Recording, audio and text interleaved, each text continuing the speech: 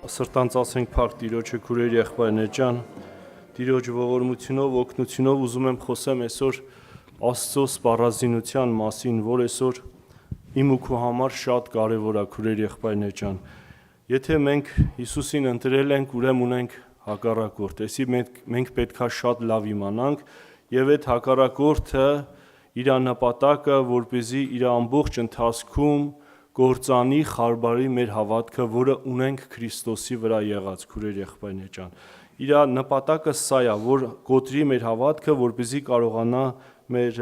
ընթացքը ջախջախել եւ իր ուզածը առաջ տանել, որպեսզի մենք կես ճանապարհին մնանք։ Բայց կարդում եմ Եփեսացիս 6-րդ գլուխ 10-րդ խոսքից. «Ալ ասկե հետո եղբայրներս զորացեք Տիրոջմով ու անոր զորության կարողությունովը։ Ձեր վրա հագեք Աստծո սպառազինությունը, որպեսզի կարողանաք սատանայի հնարքներուն դեմ դնել»։ Ասում է զորացիր, ասում է եղբայրներ զորացմեք, մենակ եղբայրներին չի վերաբերվում, բոլորիս է վերաբերվում Աստծո զորության կարողությունովը եւ ասում է ձեր վրա հագեք Աստծո սպառազինությունը, որպեսզի կարողանաք սատանայի հնարքներուն դեմ դնելու համար։ Այսօր հակառակորդը փորձառու է քուրեր եղբայրներ ջան։ Հիմա նախ ամենաառաջինը ես պետքա ճանաչեմ իմ թշնամին ով է։ Հիմա ես կկարդամ այդ համարները եւ մենք կտեսնենք, որ այնտեղ ասում է միսն ու այրունը չի, մեր պատերազմը մսի այրունի դեմ չի, բայց մենք շատ անգամ մսի այրունի դեմ ենք մղում պատերազմը։ Այսինքն միս ու այրունը երբ որ ասում է, նկատի ունի մարդկությանը։ Եվ այստեղ ասում է սատանայի հնարքներին դեմ դնելու համար։ Ու սատանայի հնարքներին մարդը ո՞նց է կարողանում դեմ դնել, գիտեք։ Ոչ կարաս մարդկային գաղափարով, ոչ ուժով, ոչ ֆինանսականով, ոչ չգիտեմ հեղինակությունով, ոչ աթոռի դիրքով չես կարա իրան դեմ դնես։ Սատանային կարողանում են դեմ դնել միայն հավատքով, Աստծո խոսքով, հակառակվելով իրան քուրեր եղբայրներ ջան։ Շատ անգամ մենք կմտնենք ներքքաշի պատերազմների մեջ, կռիվների մեջ եւ մենք տանուլ կտանք, բայց իրան պետքա հակառակվել հնազանդվելով Աստծուն եւ ասում անիկա ձեզ մե պիտի փախչի եւ Աստված օգնական լինի, որպեսզի կարողանանք տեսնենք, ճանաչենք ով է մեր թշնամին եւ պատերազմը, իրական պատերազմը կարողանանք դեմ դնելու հակառակ կենալու։ Իրական պատերազմը նա չի, որ այսօր այդ զենքերը հանը իրար վրա կրակում են։ Խափում է, սատանան հրամցնում է աթոռի դիրքի պաշտոնի կռիվը ու սենց սպանում է մարդիկ կործանելով ու կործանելով։ Սա չի իրական պատերազմը։ Իրական պատերազմը հոգու դաշտի վրա է կատարվում, որ մարդը մեռնում է երկրորդ անգամ, այսինքն հոգու կորուստն է։ Այս սա է, որ տե տանուլ է տալիս, սա է իրական պատերազմը, ոչ թե այդ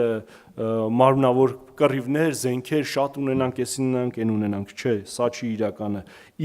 Սա ուղղակի սատանան հնարել է, որ իրական դաշտից շեղի մարդուն, իրական պատերազմից շեղի, որպեսզի մարդը չճանաչի, այտենց էլ կործանի ու կործանի։ Դրա համար Սուրբ Գիրքը մեզի մեր աշկերը լուսավորում է, մեր ճանապարհները լուսավորում է, եւ այնտեղ առաքյալ ասում է մենք անոր գործերը չգիցող չենք, ու Աստված, այո, Սուրբ Օքին այսօր բացում է իր խոսքի միջոցով, լուսավորում է, որ իմ պատերազմը ես ում հակառակ կենամ, ում հնազանդվեմ եւ իմ թշնամիս ով է, քուրեր եղբայրներ ջան։ Տեսեք,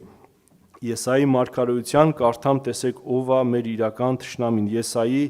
ուրեմն 14-րդ գլուխ 12-ից կարդամ, ասում է ով արտուն ծագող արուսյակ, ինչպես երկինքեն ընկար ու մինչև գետինը կործանեցար, դու որ ազգերը նկուն կնեիր, դու որ սրտիդ մեջ ըսած էիր երկինք պիտի ելեմ ու իմ աթոռս Աստծո աստղերեն վեր պիտի բարձրացնեմ եւ ասում է եւ ժողովի լեռը հյուսիսի քովերը պիտի բնակիմ, ամպերու բարձրություններուն վրա պիտի ելեմ, բարձրելոն պիտի նմանիմ, բայց ահա դժոխքը կիշնես գուբին խորունգ տեղերը, քեզ տեստողները քո վրատ պիտի զարմանան ու քեզ նայելով պիտի ասեն, այս այն մարդ է, որ երկիրը կսարսեր, թագավորները ասում է կդողացներ։ Ասում է իր աթոռը ուզեցավ հավասար աներ Աստծո աթոռին ու այնտեղ վար ձգվեցավ, գուբի մեջ ձգվեցավ։ Հիմա ինքը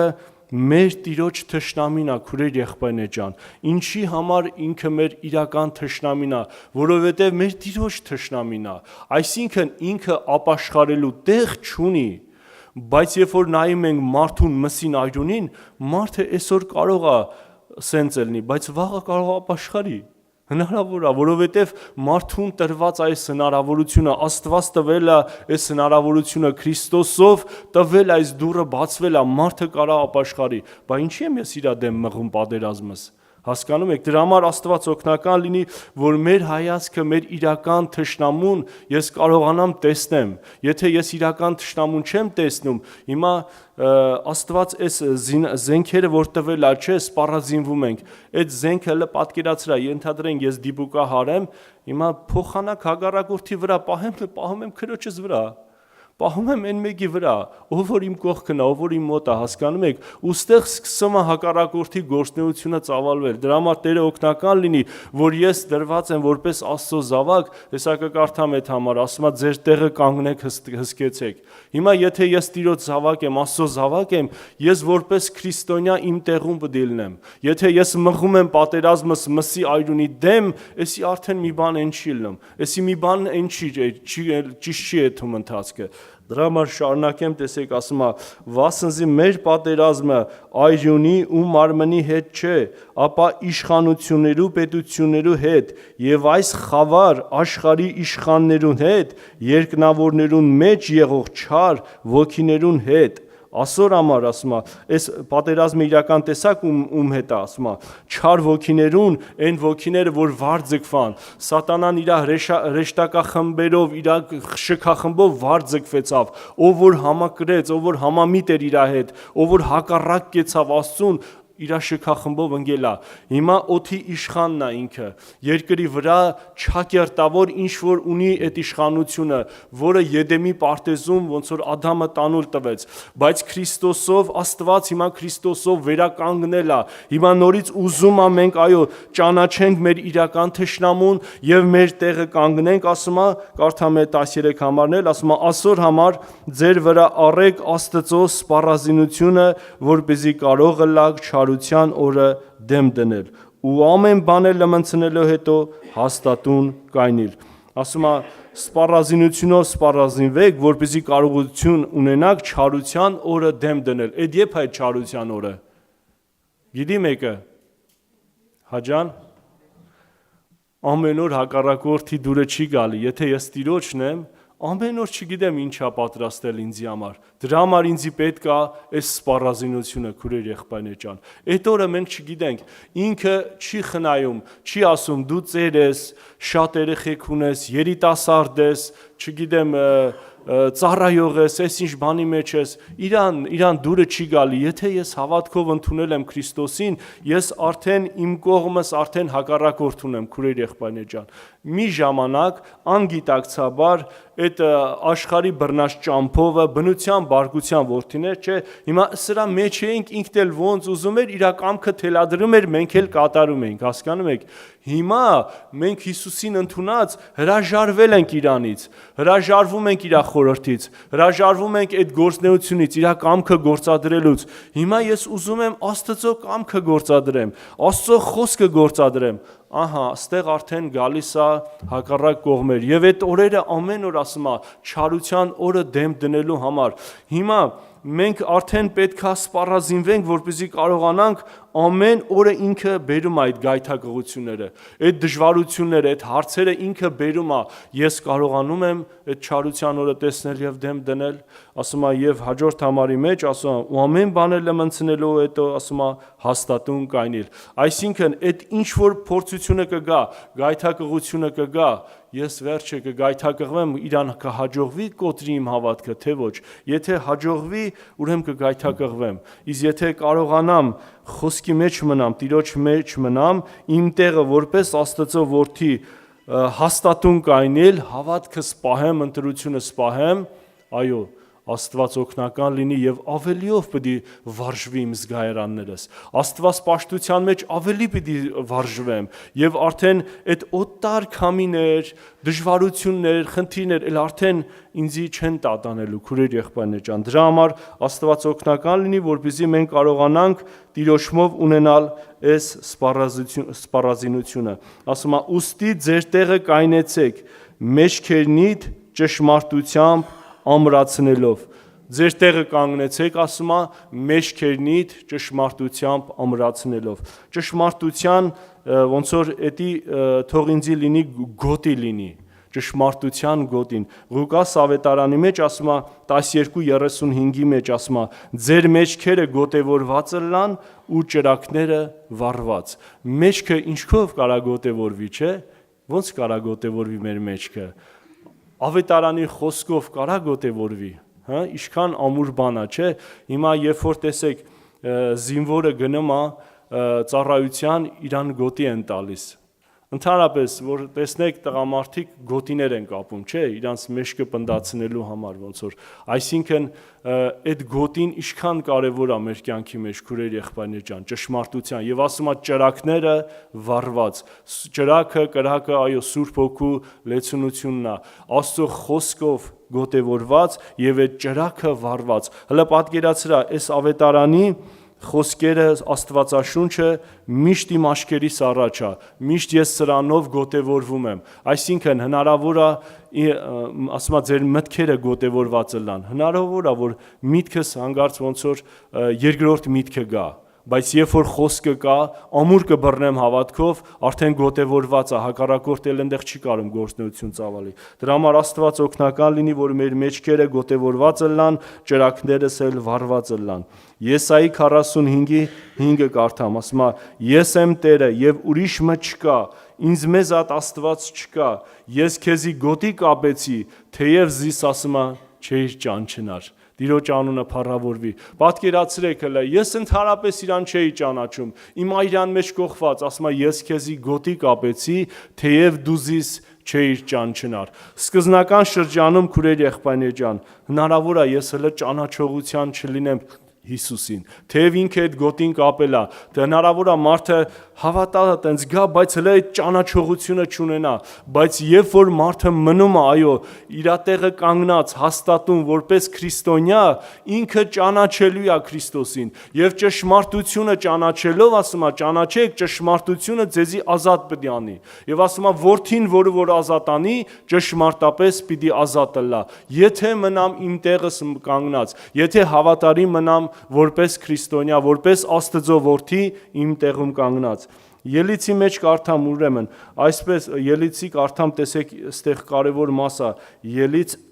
12-րդ գլուխ, տեսեք ինչքան կարևոր մաս է, այն մասն է, որ զատիկը պետքա կատարվեր եւ Տերը պատվիրել էր իրանցը 12-րդ գլուխ, ուրեմն 11-ից ուզում եմ կարդամ։ Զատիկի մասն է, որ Տերը պատվիրեց զատիկը ոնց մորթեն, ինչ գառ մորթվի եւ ասում է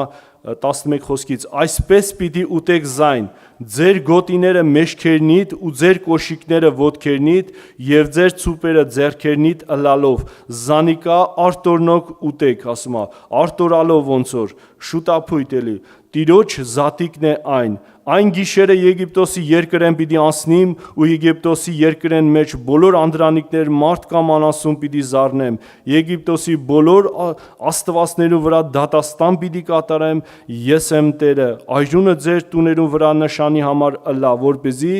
երբ այժունը տեսնեմ, ձեր վրային անցնիմ ու հարվածը ձեր վրա չգա, ձեզ կորսնցնելու եւ Եգիպտոսի երկիրը զառնեմ։ Հիմա այստեղ միտք ենք առնում, ինչի համար ասում է, հիմա պիտի ուտեին այդ զատիկը, այդ գոտիները, այդ զատիկը որ պիտի կատարվեր, այդ գոտին մեջքերնին, կոշիկները ոտքերնին եւ ցուպերը ձեռքերնին ըլալով արտորնոք ասում է այս բանը կատարեք եւ այդ այժունը դռանդիկների վրա կսված լինի քուրեր եղբայրներ ջան։ Հիմա տեսեք ինչ է կատարվում։ Քրիստոս զատիկը մորթվել է։ Հիմա այս պատրաստակամության մասին է խոսում, որ ես պատրաստ լինեմ։ Քրիստոս արդեն այդ զատիկը կատարվել է, ճշմարիտ զատիկը կատարվել է, մորթվել թողել է ինձի քեզի համար։ Հիմա ես իրան ընդունելով ասում եմ, պատրաստական եղի, այդ գոտին կապած, այդ կոշիկների պատրաստակամությունը, եւ հիմա դու ունես հակառակորդ, եւ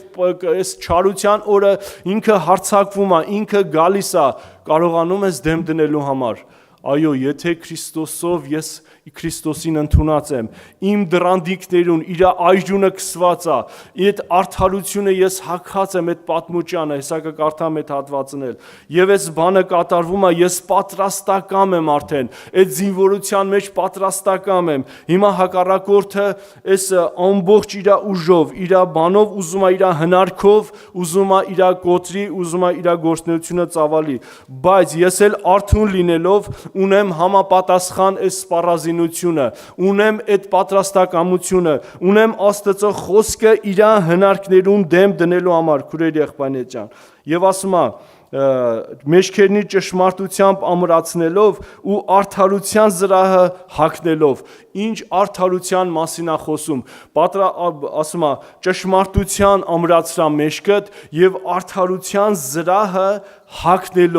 հագնելով արդարության զրահը, մարդս այստեղ արդեն գալիս է արդարության այն մասը, որ մարդը ունի իր արդարությունը, Իշքան իր արդարությունով դեմ դրեց, իշքան մարդկային հնարքով դեմ դրեց, այդքան տանուլ է տալու։ Հիմա ինձի պետք է Քրիստոսի եղած արդարությունը, ինձի պետք է հավատքով Քրիստոսի վրա եղած արդարությունը, որպեսզի ես ունենամ ին վրա քուրեր եղբայրներ ջան, եւ էսի ինձի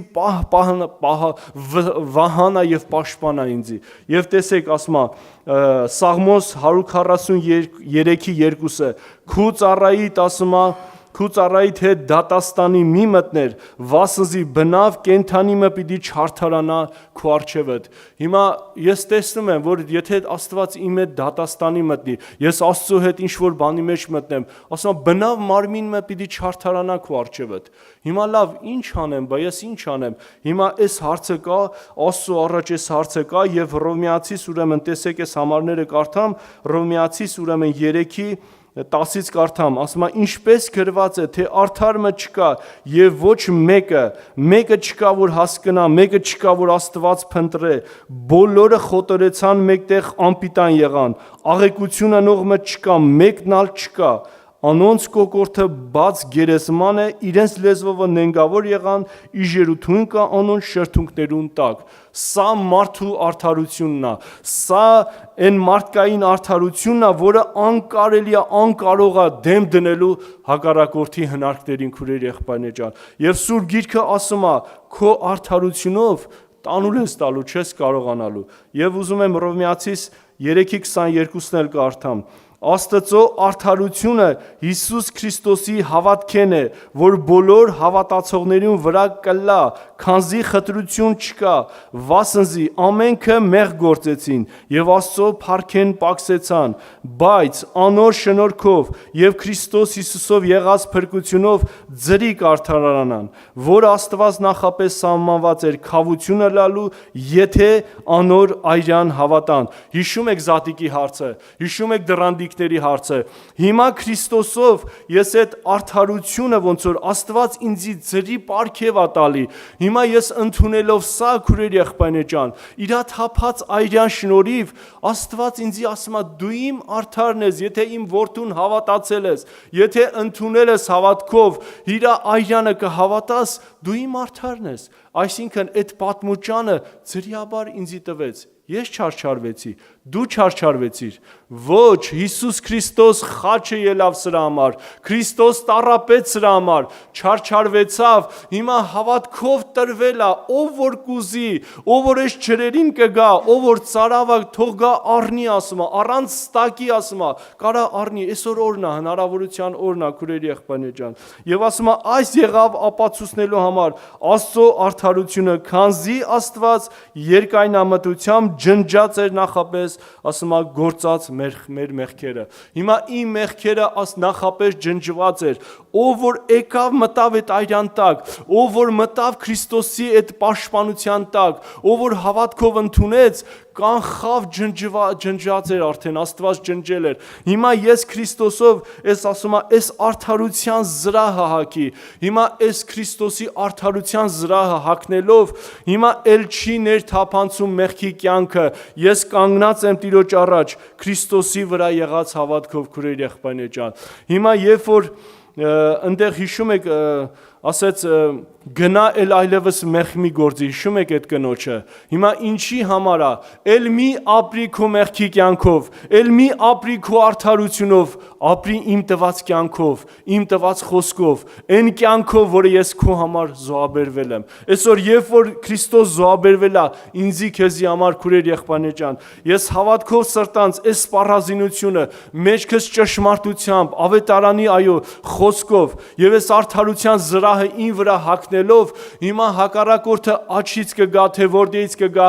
ինչ հնարք կուզենա կիրառի, ես կանգնած եմ ոչ թե իմ արդարությունով իր առաջ, կանգնած եմ Քրիստոսի վրա եղած արդարությունով, իր վրա հավատքի եղած արդարությունով եւ Աստծո խոսքով, էլ արդեն մանյովր չի կարող ինքը անի։ Դրա համար Տերը թող օգնական լինի, որպեսզի մենք կարողանանք այս ամեն բանը տեսնել եւ Տիրոջ շնորհքով կուզենամ ավարտել, Աստված եթե կամենա մնացածն էլ կշարունակեմ Տիրոջ օգնությամբ, եղբայրները թող շարունակեն, իմ խնդրանքս է, նայեք այս համարները եւ նայեմ իմ ընթացքս, իմ պատերազմս ում դեմ է, ես իրական թշնամու, ես կարողանում եմ տեսնեմ, որ վար ձգվավ, որ ուզում էր իր աթոռը Աստծո աթոռին հավասար աներ, այս խորհուրդը, այս հակառակորդը իր շքախմբով ընկել է, հիմա իր գործունեությունը, իր նպատակը Աստծո զավակների դեմ է, ճշմարիտ քրիստոնյաների դեմ է, որ իր պատերազմը մղի նպատակը, որ այն հավատքը ունեն Քրիստոսի վրա եղած, այն որ արդարացել են Հիսուս Քրիստոսի թափած այրունով, այն որ իրանով կյանք են գտե, այդ կյանքը ուզում է խլի ամենքից։ Աստված թող օգնական լինի, հավատարիմ մնանք Տիրոջը, մեր տեղը կանգնելով հսկելով, որպես քրիստոնյա, իմ ընտրությունս Տերն է, ես արդարացել եմ Քրիստոսով, ուրիշ աչք ու ձախել չկա, Հիսուսի անունը փառավորվի, եկեք կանգնենք աղոթքի։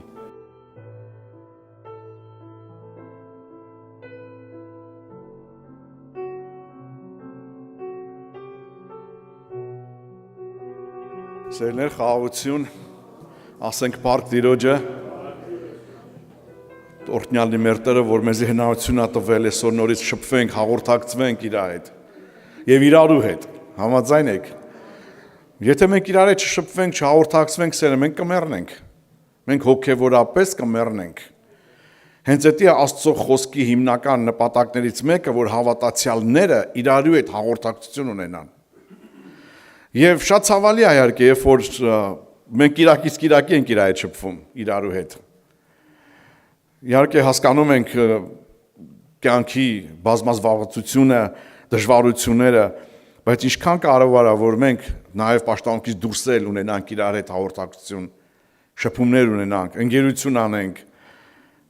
Ես հավատում եմ, որ այդ օրը կգա, որով մենք շատ ենք աղոթում եկեղեցու արտնության համար։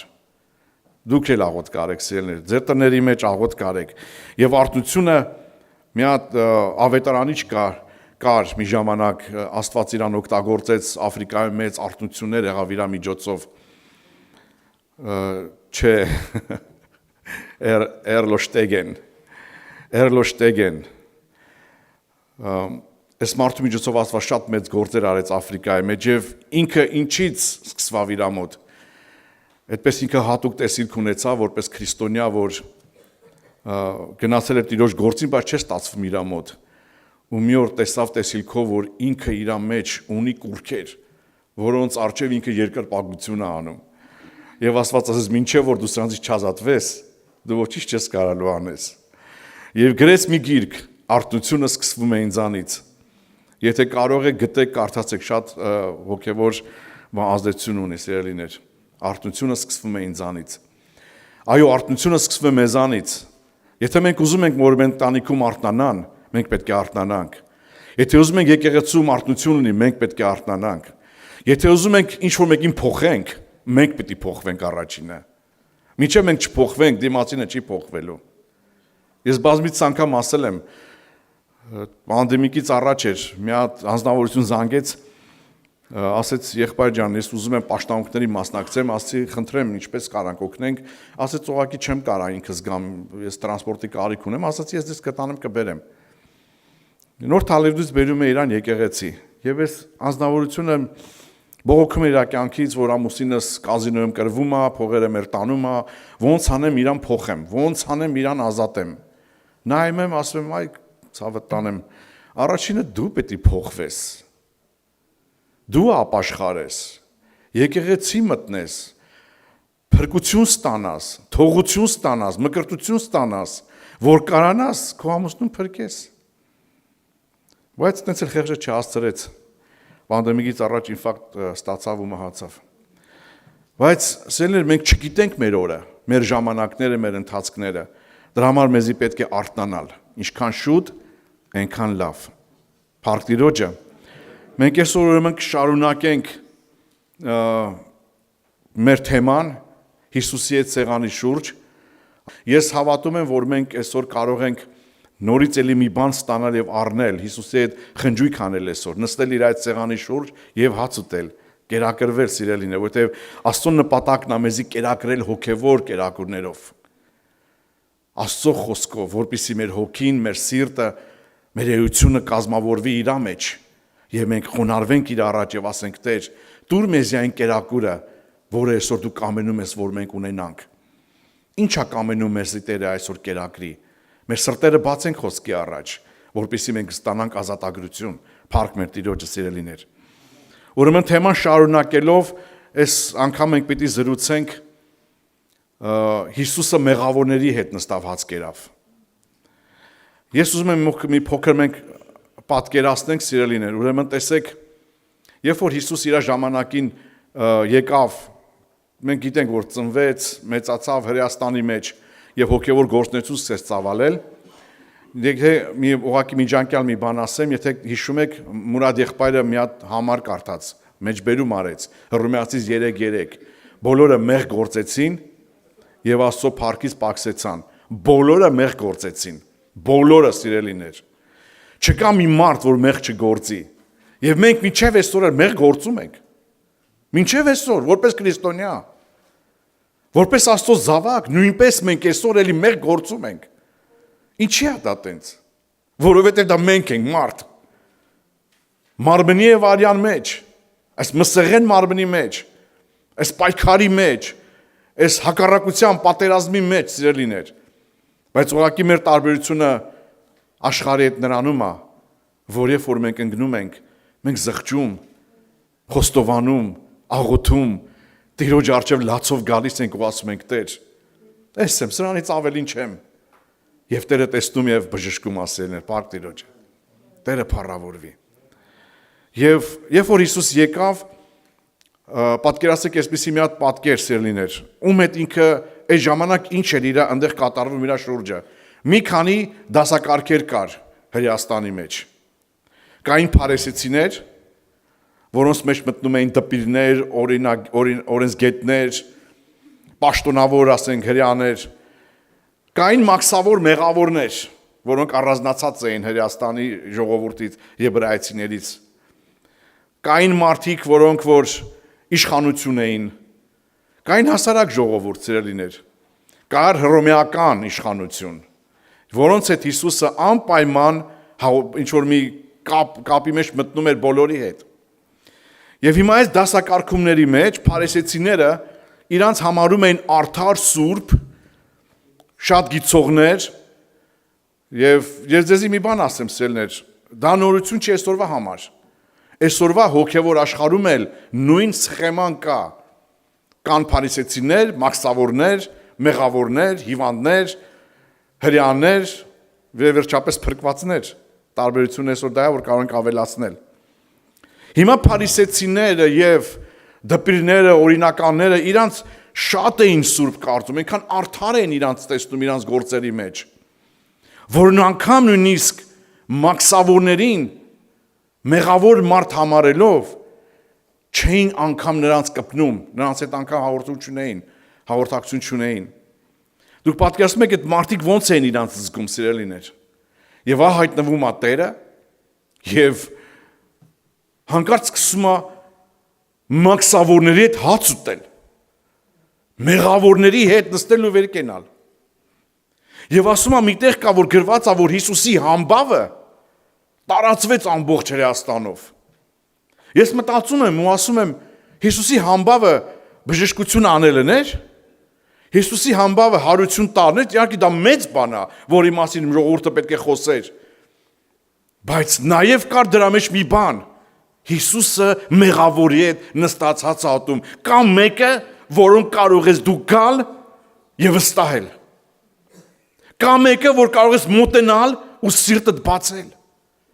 Կամ մեկը, որ կարող ես գալ ու ինքը քեզի հաց տա։ Կամ մեկը, որ կարող է քեզ գրկել ու ներել քո հանցանքները։ Ու երբ որ Տեր Հիսուս քայլում էր երկրի վրա ասելներ, ինչքան մեղավոր մարդ կար գալիս էր իր մոտ։ Հատուկ այդպես դեպքեր կա նշված, որոնք մենք անդրադառնանք հետագայում։ Բայց ինչ էին տեսնում այս մարդիկ Հիսուսի մեջ։ Ինչ էին տեսնում այս մարդիկ Քրիստոսի վերաբերմունքի մեջ։ Նրա խոսքի մեջ։ Այո, միտեղ գրված է ասում է Հիսուսը փարիսեցիների նման չէր խոսում։ Իր խոսքի մեջ իշխանություն կար։ Իր խոսքի մեջ զորություն, կենդանություն կար։ Երբ որ նա խոսում էր, կենդանանում էր ժողովուրդը, սիրելիներ։ Հիշում եք այդ պահը Հովհաննես ավետարան 6-րդ գլխում, երբ որ ինքը խոսեց իր մարմնի եւ հացի մասին, մենք հետագայում դրանք անդրադառնանք, ու վերջում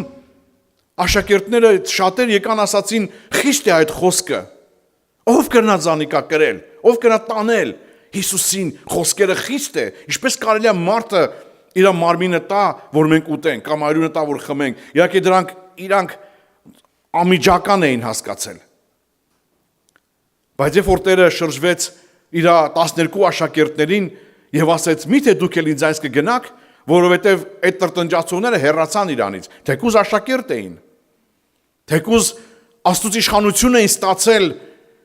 հրաշքներ անեն, բժշկություններ անեն, դևեր հանեն, սիրելիներ։ Ունեին այդ իշխանությունը, տվել էր Աստված իրանց։ Հիսուսը տվել էր։ Բայց նրանք թողեցին ու գնացին, իհարկե այդ իշխանությունը իրանց վրա չմնաց։ Շատ հնարավոր նաև մնաց, մենք չգիտենք, որովհետև միտեղ կա գրված ասում է շատերը կգան ինձ կասեն Տեր, քո անունով մենք դևեր հանեցինք, հրաշքներ արեցինք, մարգարեություն արեցինք, հիշում եք, բայց Տեր ասում է ձեզ պիտի ասի ձեզ չէի ճանաչում։ Հնարավոր է այդ նույն մարդիկ են եղել, սիրելիներ, եւ հնարավոր է որ այսօր նույն այդ իրավիճակը կա։ Հիմա այսօր եղբայրներ քուրեր, հայտնվել է մեկը, որը հասկանում է իմ էությունը, իմ ապրելակերպ, իմ կյանք, իմ կատարած մեղքի հետևանքը, ինչից է դա եկել, ինչի է դա տեղի ունեցել։ Մենք որպես մարդ, սիրելիներ, դիմացինին դատում ենք իր արարքի նկատմամբ, բայց ոչ մեկը չի տեսնում, թե նրա հետևը ինչ կա կայնած։ Եղբայրը ասեց, չէ, չենք տեսնում ում դեմ ենք մենք մարտնչում։ Երբ որ սա խոսում էր, ասենք մարդկային փոխհարաբերությունների մասին, հապա որչափ առավել մեղգործող հավատացյալը, որը մենք դատում ենք նրան իր արած մեղքի համեմատ։ Բայց չգիտենք, թե այս մարդը ինչից դա ելնելով արեց։ Միգուցե ինքը տառապում է դրա մեջ։ Միգուցե ինքը սիրում է այդ։ Միգուցե ինքը ուզում է ազատվի, չի կարողանում։ Բայց մենք այդպես չենք, մենք Հիսուս չենք։ Մենք չենք տեսնում հոգևոր իրավիճակը։ Պիտի բացվի մեր աչքերը տեսնելու հոգևոր իրավիճակը, ոչ թե երևույթային, մարմնավոր իրավիճակը։ Սրա պատճառով որ մենք չենք կարողանում իրար ներել, սիրելիներ։ Բայց ես չեմ ուզում շատ ասենք նախաբանը երկարացնեմ։ Հիմա մենք պիտի կարդանք ուրեմն Մատթեոս ավետարան 9-րդ գլխի 9-րդ խոսքից։ Եվ Հիսուս անկե առաջ անցնելով մարդ մտեսավ Մատթեոս անունով, որ Մաքս ընդունելու տեղը նստեր էր ու սավ անոր, ետևեց եկուր։ Անալելով անոր ետևեն գնաց։ Ու եղավ որ տունը սեղան նստած ատենը, ահա ուրիշ շատ մաքսավորներ ու մեղավորներ եկած ու սեղան նստած էին Հիսուսի ու անոր աշակերտների հետ։ Ու փարիսեցիները երբ տեսան ըսին անոր աշակերտներուն, ինչու ձեր վարդապետը մաքսավորներուն ու մեղավորներուն հետ կուտե։ Բայց Հիսուս երբ լսեց ըսավ անոնց, առողջներին բժիշկ պետք չէ, հապա հիվանդներին, գացեք ու սորվեցեք, թե ինչ է այս խոսքը, ողորմություն կուզեմ եւ ոչ թե զո, վասնզի ես արթաները կանչելու չեկա, հապա մեղավորները ապաշխարության։ Ուրեմն այս նույն խոսքերը մենք գտնում ենք նաև Մարկոս ավետանի 2:13-17-ում եւ Ղուկաս ավետանի 5:27-32-ում։ 5:27-32-ում Ղուկասի ավետարանում պարզ նշվածա, որ Մատթեոսը խնջույք արեց։ Այս հատվածում չկա Մատթեոսը ներկայացված, ասում է խնջույք արեց։ Եվ այդ խնջույքի պատկասում եք ովքեր են եկել։ Մատթեոսի ընկերները, մաքսավորներն ու մեղավորները լսել են, որ Հիսուսը եկել է Մատթեոսի տուն, մաքսավորի Մատթեոսի տուն, եւ հավաքվել իր շուրջը, «Էտով է որ ռիսկ է արել, համարձակություն է ստացել, մտել է մաքսապետ Մատթեոսի տուն»։ Սրանք ինչ եք կարծում, սելիներ, դες որ մարդկային մտածենք, խորհենք, այս մարդկանց մեջը ինչ չէր շարժում, որ իրանք եկան հավաքվեցին Հիսուսի շուրջը։ Բայց իրականում տեսնում ենք, որ գրված է, որ ասում է փարիսեցիները ինչ արեցին։ Դպիրներն ու փարիսեցիները տրտունջ կնեին։ Ինչու տրտունջ կնեին, որովհետև իրանք իրանց արդար էին տեսնում։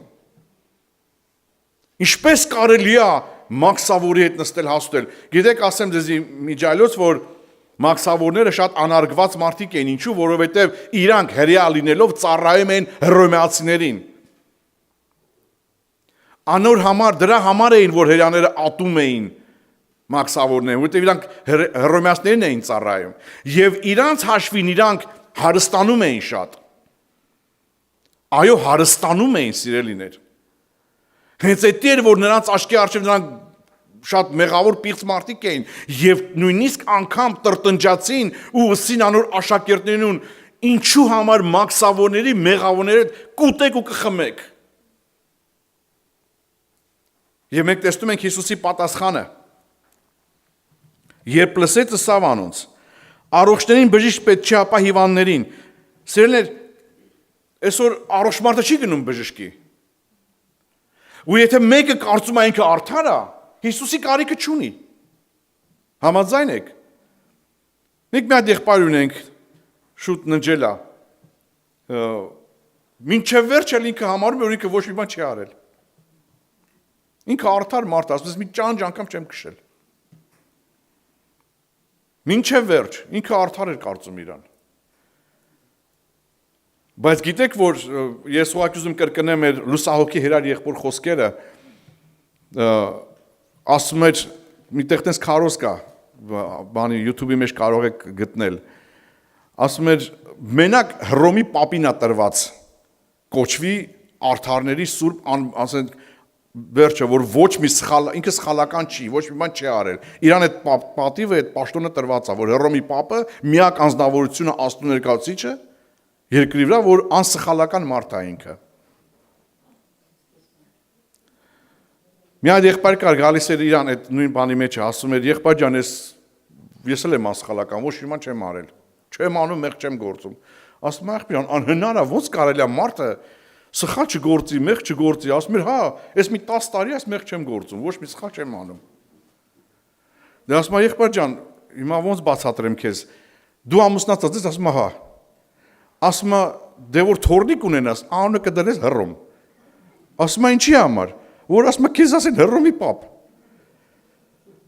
Որ դու այդքան անսխալական, այդքան արդար մարդ ես։ Բոլորը մեղ գործեցին եւ Աստծո փառքից պակսեցան։ Ուրեմն ես ուզում եմ ուշադրություն դարձնենք սերներ։ Ասում է, առաջ անցնելով տեսավ Մատթեոս անունով Մաքս ընդունելու տեղը նստել էր ու սավ, եկուր ետևես։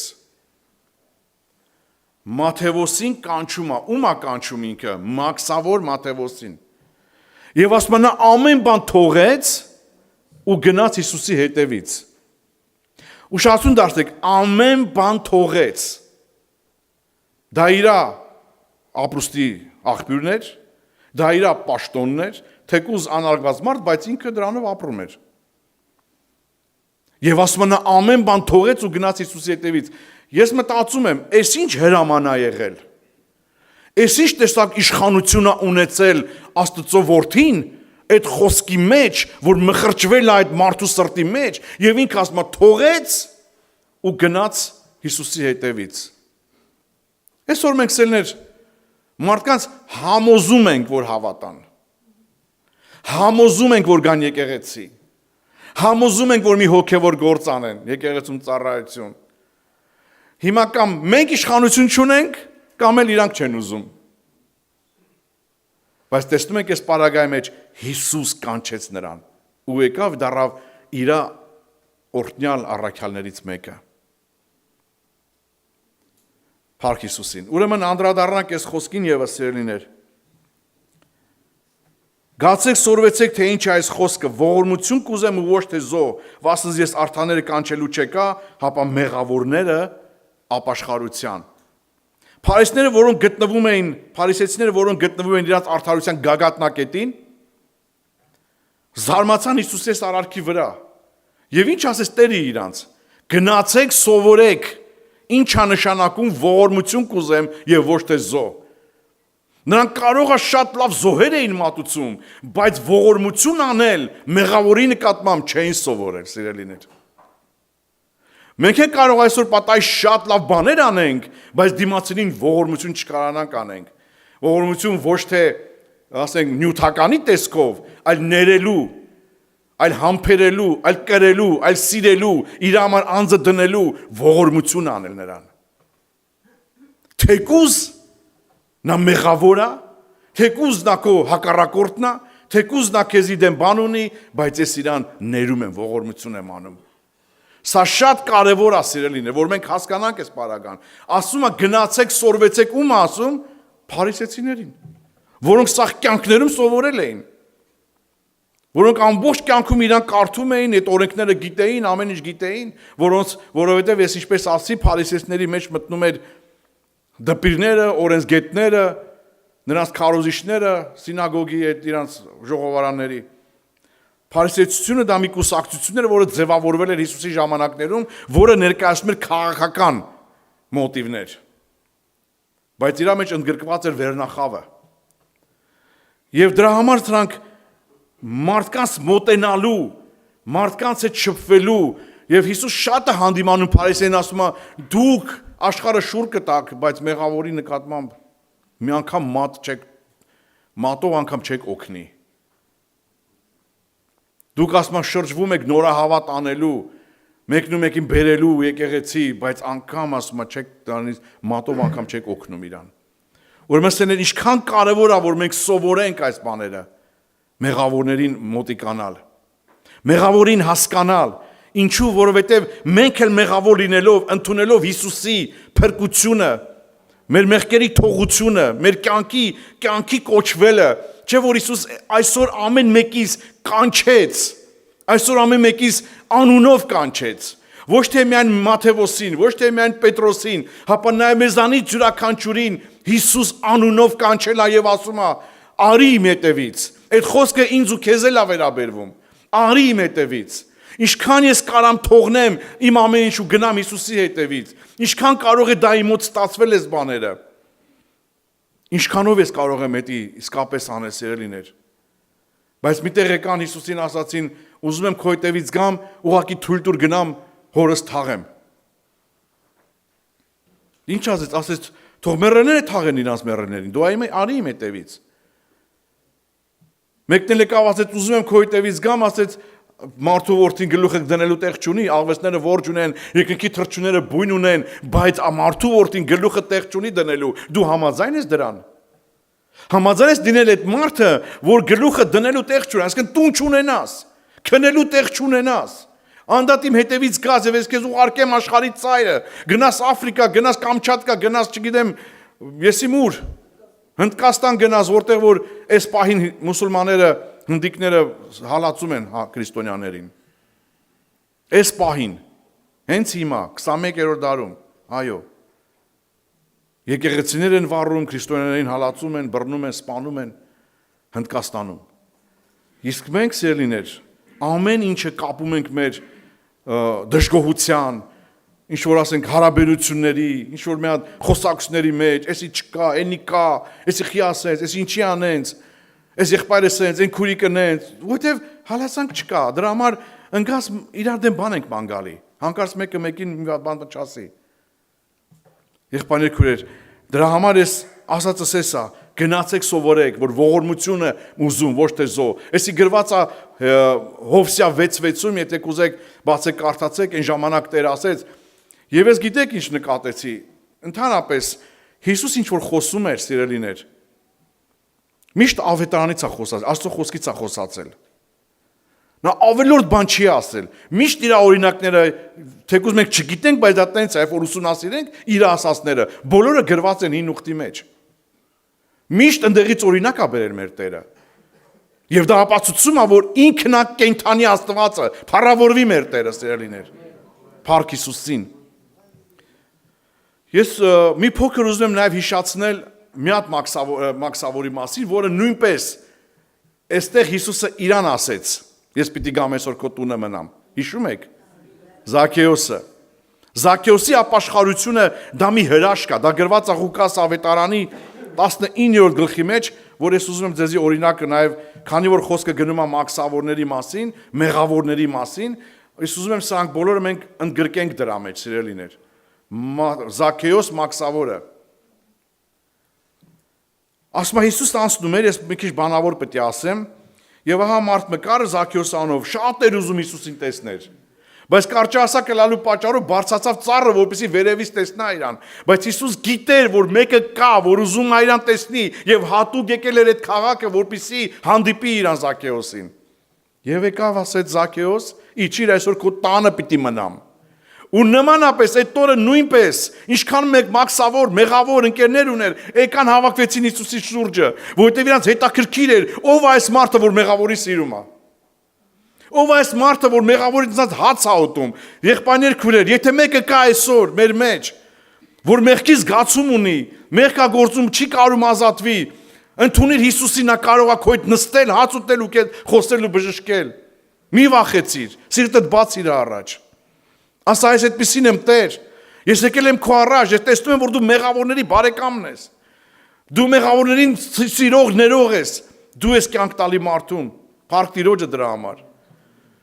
Եվ ասում ենք տրտնջային ու կսեին, թե մեղավոր մարդու քով իջևան ընելու գնաց, իջևան ընելու մտավ։ Նուրից կտրտնջային, սիրելիներ։ Եվ այսօր այս ապաշխարությունը տեղի ունեցավ։ Գիտեք ինչ ասեց Զաքեոսը։ Հələ նայեք, ես ուզում եմ մեջ բերեմ այդ տեղերը։ 8-րդ խոսքում ասում է. «Եվ Զաքեոս կայնեցավ ու ուսավ Տիրոջը, ուշադիր. Տեր, ահա իմ ունեցածից կեսը աղքատներին կուտամ, եւ եթե զրպարտության մեկում զրկան կրածեմ, 4 պատիկ կհատուցանեմ անոր»։ Ուշադիր լսում եք ապաշխարությունը։ Իմ ունեցածից կեսը աղքատներուն կտամ, ըստ Մովսեսի օրենքի ունեցածի 10-րդը պիտի տար։ Բայց ինքը կեսն է տալի։ Բայց տարբերությունը զգում եք։ Ունեցածի 10-րդը պիտի տար ունեցածի, տենց էր ասում օրենքը, բայց ինքը կեսը ասես կտամ աղքատներին։ Իսկ ում որ զրպարտել եմ, 4 պատիկ, այսինքն քառապատիկ պիտի վճարեմ, իսկ օրենքն ասում էր 1 եւ դրա 5-րդ մասը։ Օրինակ գողացել է մի հատ մեքենա, պիտի տար մի հատ մեքենա ու դրա 5-րդ մասը, ինչքան որ գինն է դրա։ Բայց այստեղ ասում է քառապատիկ կվճարեմ։ Դու տեսնում եք տարբերությունը, սերիներ։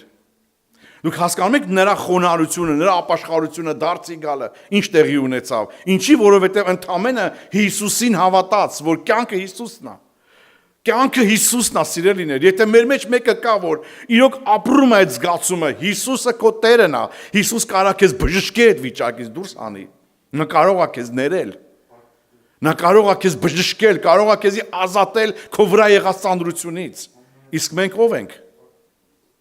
եղբայրներ քույրեր, ինչպես ենք վերաբերվում այդ հարցին, ինչպես ենք մենք կանչում Հիսուսին մեր տների մեջ, ինչպես ենք մենք ուզում իր այդ ժամանակ անցկացնենք, այս է խնդիրը։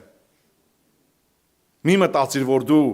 մեղավոր ես, Հիսուս քեզ չի լսում, Հիսուս քեզ չի ընդունում, մի մտածի այդպիսի բաներ, ընդհակառակը Հիսուսն ասում է չեկա առողջների համար։ Ես եկա հիվանդներին կանչելու, ովքեր որ ապաշխարության կարիք ունեն, մեղավորներին բժշկելու։ Ես դրա համար եկա։ Մի ասա թե ես մեղավոր եմ, ես չեմ, Աստված ինձ չի ներում, Աստված ինձ չի ընդունի։ Լավ է որ տենց ասում ես, բայց մի մնա դրա մեջ։ Քայլ արա արի Հիսուսի մոտ, ասա ներիր ինձ Տեր։ Ես մեղավոր մարդ եմ։ Այո, ես մեղավոր եմ, բայց նաև հավատում եմ, որ դու կարաս ինձ ներես ու այս ծանրությունը իմ վրայից հանես։ Փառք Հիսուսին։ Ես անձամբ ապրել եմ այդպիսի բան, եղբայրներ, քուրեր։ Շատ ժամանակների երիտասարդական տարիների ժամանակ, երբ որ ապրում եմ այդ մեղքերի ցանկությունների ընթացքն էր, տանջվում էր միտքս բռնված չէի կարող ազատվել ես դրանից։ Բայց Տիրոջ հոգին այցելեց սիրելիներ։ Տիրոջ հոգին այցելեց, անենց մի անգամից դուրս հանեց ինձանից, ֆիզիկապես տեսա, ֆիզիկապես հասկացա, թե տենց ոնց մտքիցս հանեց էդի, ազատագրվեցի։ Ես ֆիզիկապես շոշափելի ես էդի տեսա։ Եվ դա մեծ բան էր ինձ համար։ Մեծ բան էր, փառք Տիրոջը։ Իհարկե մենք հավատում ենք, որ Տերը մեզ ներում է, դա հավատքի հարց է, բայց այն տառապանքս այնքան մեծ էր, որ Տերը թույլ տվեց տեսնեմ ֆիզիկապես, որ հանգստանամ։ Եղբայրներ, քույրեր, փառք Տիրոջը դրա համար։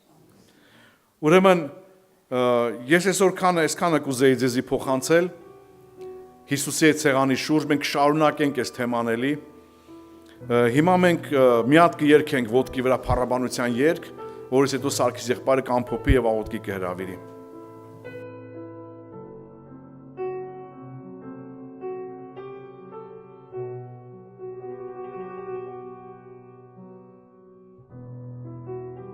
Ամեն սերներ Տեր օրհնյալ լինի, ես էլ մի փոքր հորդորեմ Տիրոջ շնորհով եւ պետք է աղոթենք։ Ուրեմն սերներ թողենք, որ Արմեն եղբայրը շարունակի իր այդ թեման, ես ուղղակի ուզում եմ մի փոքր հետ գնամ եւ միտքը մի փոքր ես էլ ավելացնեմ Աստծո սպառազինության վրայով, որ չափ կարևոր է այսօր, որ մենք տեսնենք, որ մենք պատերազմի մեջ ենք խավար ուժերի հետ, որոնց հաղթել է մեր Տեր Հիսուս Քրիստոսը։ Տերը ասեց. աշխարհի մեջ նեղություն պիտի ունենաք, բայց քաջասիրտ եղեք, ես աշխարհին հաղթեցի։ Այդ տեղը ես ուզում եմ նորից հիշացնել Եփեսացիներին ուղված նամակի մեջ, այս նամակը եւ բոլոր նամակները առաքյալների ամեն մեկը մի հրաշք է, մի հրաշագործություն է։ Եվ այս թղթերը առաքյալների թղթերը սերներ կարդալով մենք պետք է հագնենք այդ սպառազինությունը մեր վրա։ Այստեղ է, այս նամակների մեջ է, որտեղ գրված է ինչ է դա նշանակում։ Այսինքն, եթե ես Աստծո հետ իր խոսքի միջոցով չշփվեմ, ես չեմ հասկանա, ես չեմ ունենա այդ ուժը եւ այդ կարողությունը, այդ հավատքը, չեմ ունենա ճշմարտության գիտությունը։ Հիշում եք ինչ ասեց Տեր Հիսուս, ասեց, եթե իրեն հավատացող հրեաներին, ասեց, եթե դուք իմ խոսքիս մեջ կենաք, ճշմարտապես իմ աշակերտներս կլինեք եւ ճշմարտությունը կճանչնաք եւ այն ճշմարտությունը ձեզ պիտի ազատե։ Եվ այդ ազատությունը, այդ թեմայի, այդ կոնտեքստի մեջ մենք տեսնում ենք մեղքից ազատելու մասին է։ Այսինքն մեղքը հզոր մի բան ասել, որ ամբողջ աշխարհը նրա գերության տակ է, որից եկավ մեզ ազատեց Փրկիչը Հիսուսը, դրա համար իր անունը Հիսուս կոչեց, որովհետև անիկա իր ժողովուրդը իր մեղքերեն պիտի փրկե, հալելույա։ Եվ մեղքերից փրկվելը, գիտեք, չէ ինչ է նշանակում, շատ մեծ խորը իմաստ ունի, օրինակ, Աստված ուզում է, որ բոլորը լինեն որդիներ եւ աղջիկներ, բայց ցավոք սրտի բոլոր մարդիկ չէ, որ ուզում են Աստծո որդիներ լինել։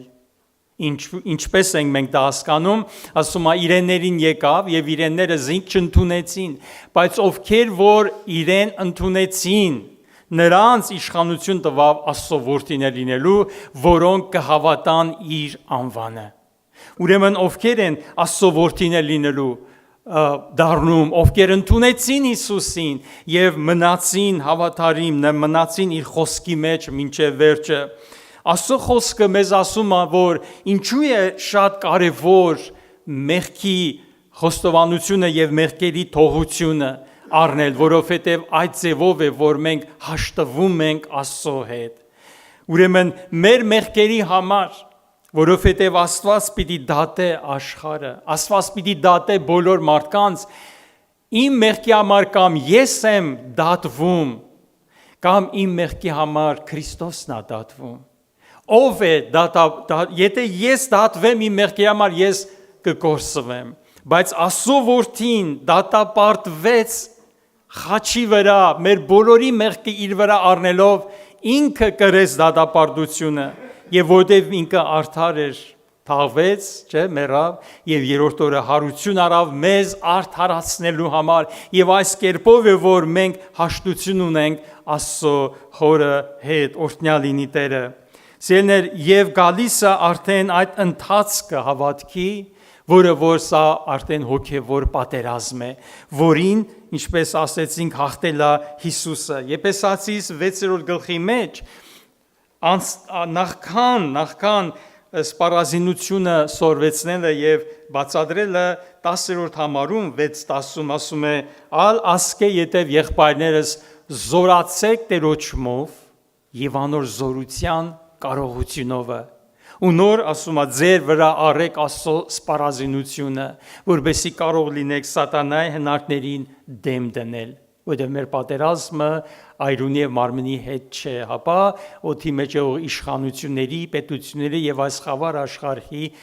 իշխանների հետ։ Ուրեմն սերներ, ամենից առաջ մեզ պետք է հագնել զորությունը հավատքով, Աստծո խոսքը մեր սրտերի մեջ եւ ես ուզում եմ նաեւ մեջբերում անել Երկրորդ Կորինթացիներին 10-րդ գլխից, Երկրորդ Կորինթացիս 10 երրորդ խոսքից, այստեղ գրված է. «Քանզի թեպետ մարմնի մեջ կքալենք, բայց ոչ թե մարմնավորապես զինվորություն կնենք, որովհետև մեր զինվորության զենքերը մարմնավոր չեն, ապա Աստծուց մեզ զորություն առած ամրոցներ քանդելու, մենք խորհուրդներ կքանդենք եւ Աստծո գիտությանը դեմ բոլոր հպարտացած բարձր բաները եւ բոլոր մտքերը Քրիստոսի հնազանդությանը գերի կնենք եւ պատրաստություն ունենք վրեժ առնելու ամեն անհնազանդություն է եւ ձեր հնազանդությունը կատարյալ լինի։ Այսինքն ամեն անհնազանդությունից մենք կարող ենք վրեժ առնել, որպեսզի բոլորի մոտ կատարյալ լինի հնազանդությունը։ Այսինքն մեր բոլորի մեջ հնազանդություն լինի առ Աստված։ Սերներ, չեմ ուզում կանգնել այս մտքերի վրա, բայց գալով Եփեսացիների նամակի մեջ, այստեղ այս ամբողջ նամակի մեջ 3 դիրքեր կա, եթե ուշադիր ենք մենք կարդում, 3 դիրք գոյություն ունի։ Առաջի դիրքը դա գրված է Եփեսացիս 2-րդ գլուխ 6-րդ համարի մեջ, եւ անոր հետ մեզ հարուց եւ անոր հետ նստեցրուց երկնավորի մեջ Քրիստոս Հիսուսով։ Սա առաջի դիրքը մեզ նստեցրեց երկնավորների մեջ։ Երկրորդը 4-րդ գլուխ առաջի խոսք. «Ուստի կաղաչեմ ձեզ եսալ Տերոջը համար, որ կապված եմ, որ դուք այնպես քայլեք, ինչպես կվայելե այն կոչումին, որով կանչվեցաք, բոլոր խոնարհությունով եւ հեզությունով եւ այլն»։ Երկրորդ դիրքը քայլելն է, իսկ երրորդ դիրքը, որը արդեն նշվեց, դա կանգնելն է, կանգնած։ Ուրեմն դա էլ հենց Եփեսացիս 6:14-ն է, ուստի ամեն բան լմնցնետև հաստատուն կանգնել, ուստի կանգնեցեք մեջքերնի ճշմարտություն եւ այլն։ Տեսնում եք այս 3 դիրքերը նստեցրեց, նստել, քայլել եւ կանգնել։ Այսինքն, երբ որ մենք տեսնում ենք, որ Քրիստոս մեզ նստեցրել է երկնավորների մեջ, Քրիստոսով մենք նստած ենք, մենք հաղթել ենք Քրիստոսի մեջ, երկրի վրա արդեն կսովորենք քայլել Քրիստոսով, Քրիստոսի հետ, եւ պատեր չարության օր ինչպես է ստեղ գրված է, երբ որ սատանան գալիս է կամ իր դևերը փորձելու մեզ եւ մեզ գցելու փորձության մեջ կամ ուրանտնալ տալու հավատքը, մենք կկարողանանք դեմ դնել կանգնած մնալով հավատքի մեջ։ Ուրեմն նստել, քայլել, մենք քայլում ենք սելել այս մեր ընթացքի մեջ եւ մենք պիտի կանգնենք հակառակորդի դեմ հավատքով լեցված, որովհետեւ սա պատերազմ է, սա ընթացք է, որը որ Տերը մեզի տվել է եւ մենք կարող ենք Քրիստոսով այն անել։ Այստեղ սիրելիներ կանգնել որտեղ հիմա այստեղ եթե ուշադիր ենք կարդում ասում է ձեր տեղը կայնեցեք որտեղ է մեր տեղը որն է մեր տեղը դա Հիսուսի մեջ է դա հավատքի մեջ կանգնելն է որովհետև բնագիրը միայն ասում է ուստի կանգնեցեք կանգնել նշանակում է մնալ հավատքի մեջ հաստատ ես ուզում եմ այդ տեղը ընթերցել որտեղ որ Պողոս առաքյալը Թեսաղոնիկեցիներին ուղված առաջին նամակի մեջ շատ անհանգիստ էր իր հոգին, որովհետև Թեսաղոնիկեի մեջ եղած եկեղեցին ենթարկվել էր հալածանքների։ Եվ երրորդ գլխի առաջի խոսքից եմ ուզում ընթերցել. Ոստի ալ չկրնալով ավելի համբերել, աղեկ երևցավ մեզի մենակ աթենք մնալ եւ Տիմոթեոսին մեր եղբայրը եւ Ասո Պաշտոնյան եւ մեր գործակիցը Քրիստոսի ավետարանի մեջ ղրկեցինք ձեզ հաստատելու ու մխիթարելու ձեր հավատքին համար, որբեսի այս նեղությունների մեջ մեկը ձեզ մեկը չխախտի, վասնզի դուք ինքներնիդ գիտեք, որ մենք այդ բանին համար կեցած ենք, քանզի երբ մենք ձերքով էինք, առաջվնե ձեզ կզրուցենք, թե նեղություններու պիտի հանդեպիկ, ինչպես եղավալ ու գիտեք, ասոր համար ես ալ չկրնալով ավելի համբերել, մարդ ղրգեցի ձեր հավատքը գիտենալու, որ չլատ է փորձողը, ով է փորձողը, սատանան, չլատ է փորձողը ձեզ փորձած լինի եւ մեր աշխատությունը պարապ ըլա։ Տեսնում եք առաքյալի մտահոգությունը, որ չլինի մեկ հոգի թողնի հավատքը, այ կանգնել պետք է սրա մեջ մենք կանգնենք հաստատուն Տերոշմով մինչև վերջ։ Եվ իհարկե շարունակության մեջ լուրը հասնում է, որ նրանք հաստատ մնացել են հավատքի մեջ մինչև վերջը։ Տեր Հիսուսն ինչ ասեց, անոր մինչև վերջը կհամբերե, անիկա ինչ պիտի արնի, կենաց պսակը պիտի առնե։ Եվ Հակոբոսի խոսքերից էլ ուզում եմ ընթերցել եւ պիտի աղոթենք։ Հակոբոսը իր նամակի մեջ ասում է առաջի գլուխ 12 խոսք. Երանելի այն մարդը, որ փորձության կհամբերե, վասնզի եթե փորձվելով ընտիր գտնվի, կենաց պսակը պիտի առնե զորտերը զինք սիրողներուն խոստացավ։ Եվ սա է հիմնական խոսքի եւ առաքյալի մտահոգությունը, որ որտեղ եմ ես այսօր հավատքի մեջ եմ, թե հավատքից դուրս։ Այնտեղ կոնտասների մեջ էլ չի ասում է քննեցեք ձեր անձերը, արդյոք հավատքի մեջ եք։ Ուրեմն սերներ պիտի աղոթենք եւ այս աղոթքը անենք նրա համար, որ մեր անձերը քննենք, կանք Հիսուսին, ինչպես մենք լսեցինք, Տերը պատրաստ է մեզ ներելու, Տերը պատրաստ է մեզ բժշկելու եւ հաստատելու։ Պետրոս առաքյալների նամակում այսպես է ասում. եւ բոլոր շնորհած Աստվածը, որ ձեզ իր հավիտենական փառքին կանչեց Քրիստոս Հիսուսի ձեռքով, քիչ մնեղություն կրելն է յետքը, ինք ձեզ կատարյալն է, հաստատե, զորացնե եւ հիմնե։ Ամեն։ Եկեք կանք Տերոջ առջև սերներ այս աղոթքով, որ Տերը հաստատե մեզ, զորացնե եւ հիմնե Հիսուս Քրիստոսի ձեռքով։ Ամեն։